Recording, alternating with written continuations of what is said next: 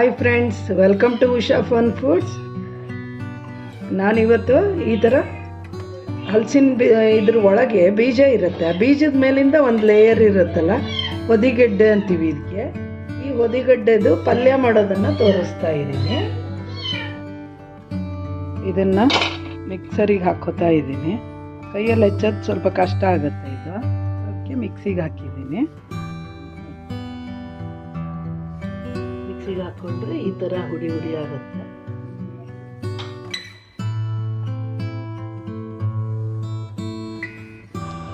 ಈಗ ಇದಕ್ಕೆ ಕೊಬ್ಬರಿ ಎಣ್ಣೆ ಹಾಕೋತಾ ಇದ್ದೀನಿ.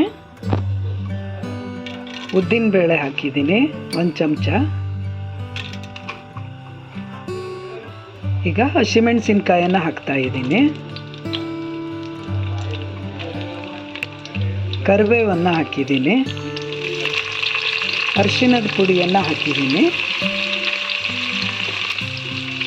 ಹಿಂಗನ್ನು ಹಾಕ್ತಾ ಇದ್ದೀನಿ.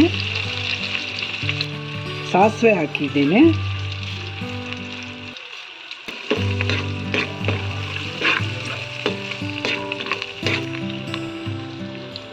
ಈಗ ಸಣ್ಣಗೆ ಹೆಚ್ಕೊಂಡಿರೋ ಈರುಳ್ಳಿನ ಹಾಕ್ತಾ ಇದ್ದೀನಿ. ಇದು ತುಂಬ ಚೆನ್ನಾಗಿರುತ್ತೆ ಫ್ರೆಂಡ್ಸ್. ನೀವು ಹಲಸಿನಕಾಯಿ ಸಿಕ್ಕಿದ್ರೆ ಮಾಡಿ ನೋಡಿ.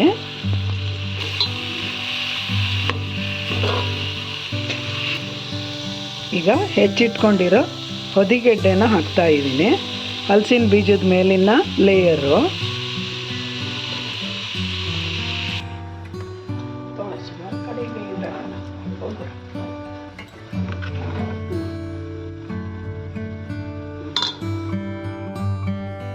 ಈಗ ಉಪ್ಪು ಹಾಕ್ತಾ ಇದ್ದೀನಿ ರುಚಿಗೆ ತಕ್ಕಷ್ಟು.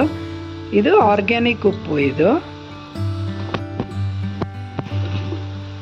ಈಗ ಇದಕ್ಕೆ ಸ್ವಲ್ಪ ಬೆಲ್ಲ ಹಾಕ್ತಾ ಇದ್ದೀನಿ. ಇದು ಆಪ್ಷನಲ್ಲು, ಬೇಕಾದವರು ಹಾಕ್ಕೋಬೋದು, ಇಲ್ಲಾಂದರೆ ಖಾರದ ಕೂಡ ಮಾಡ್ಕೋಬೋದು. ನಾವು ಸ್ವಲ್ಪ ಸಿಹಿದು ಮಾಡ್ತೀವಿ ಇದನ್ನು. ಈಗ ಸ್ವಲ್ಪ ನೀರು ಹಾಕಿದ್ದೀನಿ. ಇದು ಬೇಯಬೇಕಲ್ಲ, ಅದಕ್ಕೆ ಒಂದು ಸ್ವಲ್ಪ ನೀರು ಹಾಕ್ಕೋಬೇಕು. ಈಗ ಇದನ್ನು ಚೆನ್ನಾಗಿ ಕೈ ಆಡಿಸಿದ್ದೀನಿ. ಇದನ್ನು ಮುಚ್ಚಿಟ್ಟು ಒಂದು 5 ನಿಮಿಷ ಬೇಯಿಸಬೇಕು. ಈಗಿದು ಚೆನ್ನಾಗಿ ಬೆಂದಿದೆ ಫ್ರೆಂಡ್ಸ್. ಇದು ಸ್ವಲ್ಪ ನೀರು ಹಾಕಿದ್ವಲ್ಲ, ಉಪ್ಪು ಬೆಲ್ಲದ ಜೊತೆ ತಾನು ಮತ್ತು ನೀರು ಒಡ್ಕೊಂಡಿತ್ತು. ಈಗ ಚೆನ್ನಾಗಿ ಬೆಂದಿದೆ. ಇದಕ್ಕೆ ಕಾಯಿ ಸುಳಿ ಹಾಕ್ತಾ ಇದ್ದೀನಿ. ಈಗ ಸ್ವಲ್ಪ ಜಾಸ್ತಿ ಕಾಯಿ ತುರಿ ಇದ್ದರೆ ಚೆನ್ನಾಗಾಗುತ್ತೆ. ಯಾರೆಲ್ಲ ನನ್ನ ಚಾನಲ್ಗೆ ಸಬ್ಸ್ಕ್ರೈಬ್ ಮಾಡಿಲ್ವೋ ಸಬ್ಸ್ಕ್ರೈಬ್ ಮಾಡಿ, ಲೈಕ್ ಮಾಡಿ, ಶೇರ್ ಮಾಡಿ. ನೀವು ಮಾಡಿ ನೋಡಿ, ತುಂಬ ಚೆನ್ನಾಗಿರುತ್ತೆ. ಚಪಾತಿಗೆ ಚೆನ್ನಾಗಿರುತ್ತೆ, ಅನ್ನಕ್ಕೆ ಚೆನ್ನಾಗಿರುತ್ತೆ, ಆಮೇಲೆ ಮೊಸರನ್ನದ ಜೊತೆ ನಂಚ್ಕೊಳ್ಳೋಕ್ಕೂ ಚೆನ್ನಾಗಿರುತ್ತೆ.